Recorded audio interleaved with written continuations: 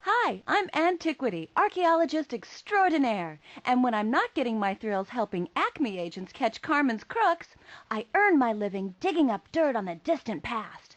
Let me show you my latest find.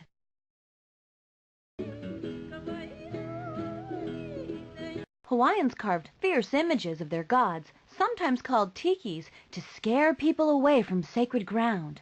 Would you want to hang around with one of these guys looking over your shoulder? In former times, Hawaiians who broke the local rules, or kapu, were often sentenced to death. Their only hope was to reach one of these traditional areas called a place of refuge, where they were forgiven by a priest for breaking the rules.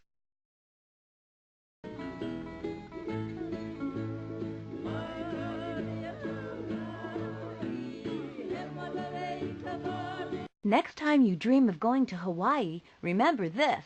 The islands are actually the tops of volcanic mountains, and some, like Kilauea and Mauna Loa, are still active. So on your next vacation, you may be in for a really hot time. In 1778, Captain James Cook sailed into these tropical islands, changing, and some people would say spoiling, Hawaiian culture forever. I guess you could say he was the first tourist.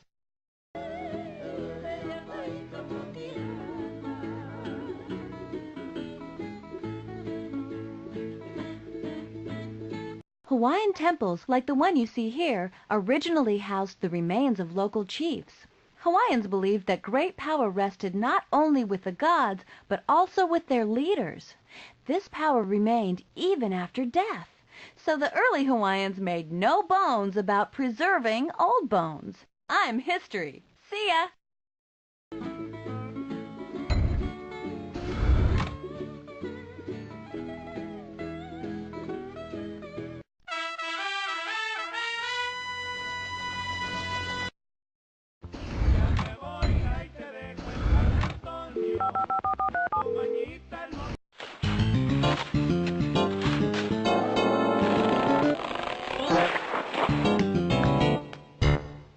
Come on, I'll show you some intriguing sights here in Taos, New Mexico. The natives of the Southwest baked bread in ovens made of sun-dried mud bricks called adobe. Oddly enough, they used the same kind of adobe to build their houses. I hope that doesn't mean their homes were as hot as an oven.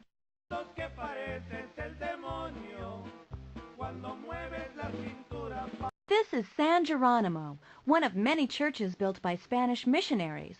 Although European settlers and missionaries tried to influence native cultures, the Pueblo Indians are people after my own heart. They preserved their past despite outside influences, and their tribal customs have been mostly unchanged for centuries.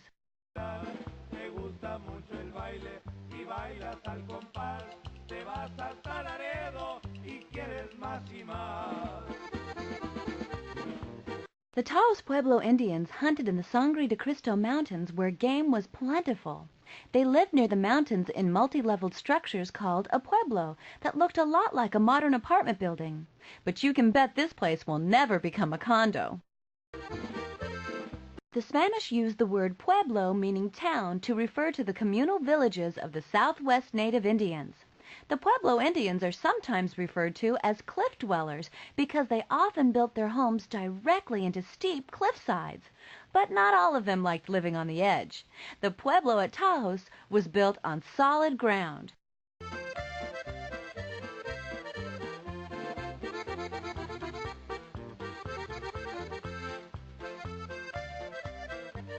Modern Pueblo Indians are believed to be descended from the Anasazi, who built many-storied homes thousands of years ago. It may be bad luck to walk under a ladder, but don't tell the Pueblos. Like their ancestors, they used long wooden ladders to move from floor to floor. I'm history. See ya!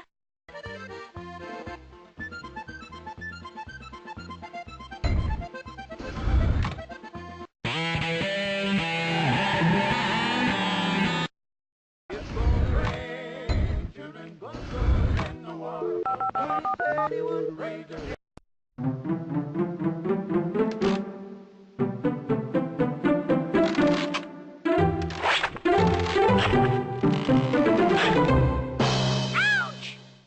Okay, let's tour Indian City, Oklahoma.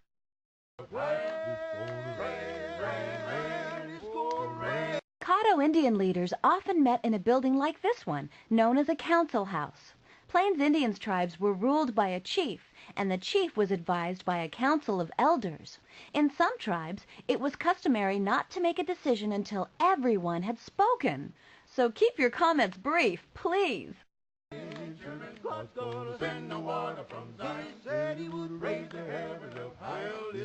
Many of the Plains Indians lived as nomads, following the herds of buffalo, which they hunted from horseback.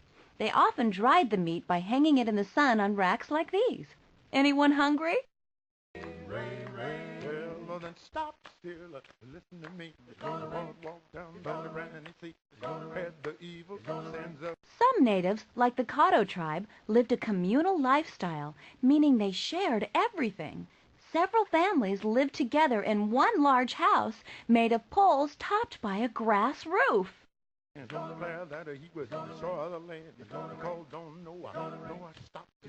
Only a few Indian tribes are native to Oklahoma. In the 1830s, many Indian tribes were forced to leave their native lands and relocate here in Oklahoma. Their forced march became known as the Trail of Tears due to the great hardships suffered on the long journey.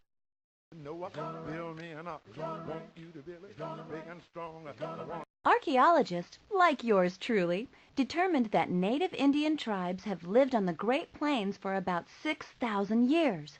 Here at Indian City, you can see recreations of 7 native villages and watch traditional dances and ceremonies.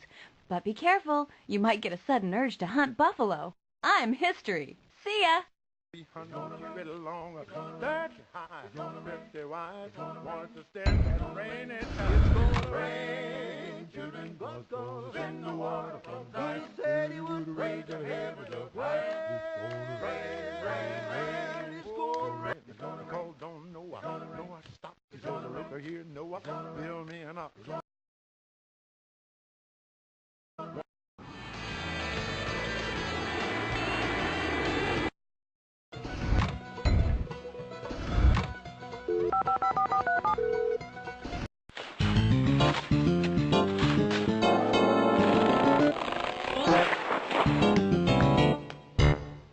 Feeling friendly?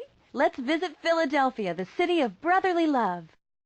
Over here we have Independence Hall, where the Second Continental Congress met. Once called the State House, this historic building witnessed the birth of a new nation.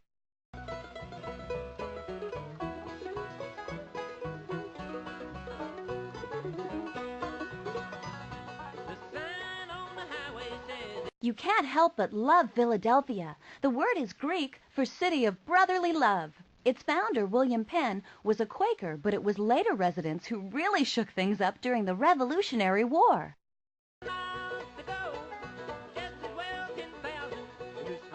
Well, this is very appealing. It's the Liberty Bell, which rang out in 1776 on the day the Declaration of Independence was first read to the people. Trouble is, the massive bell couldn't quite handle all the excitement of a new country. It cracked twice over the course of its life before finally being retired in 1835. Luckily, the Liberty Bell has proved stronger in spirit than form and continues to serve as a symbol that freedom in America rings on.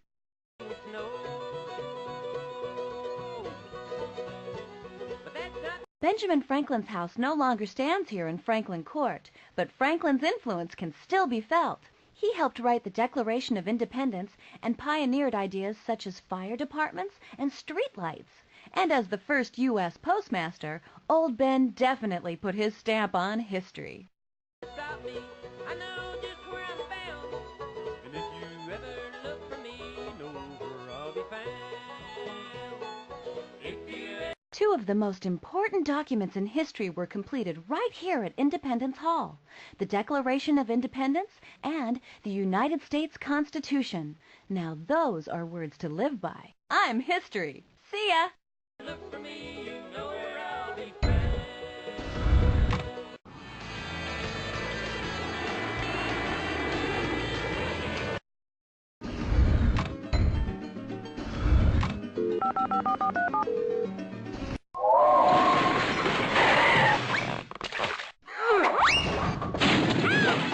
Howdy, partner.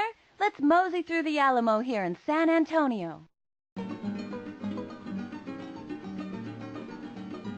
You could say the Alamo was on a mission to become famous. It began as a collection of small huts, then grew into a Spanish outpost, and eventually it became a full-fledged mission when the first church was built in 1758. Remember the Alamo, and don't forget the monument you see here called the Cenotaph. It's dedicated to the 189 fallen heroes of the Alamo, one of the most famous sites in United States history.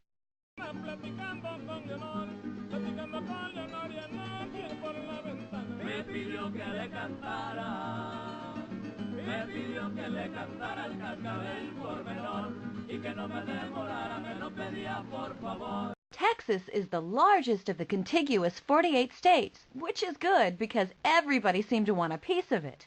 Texas was colonized by Spain, then belonged to Mexico, then became an independent republic.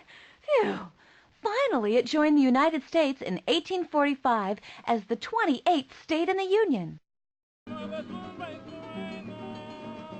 One of the Alamo's best-known heroes was Davy Crockett, who was a member of Congress as well as a soldier.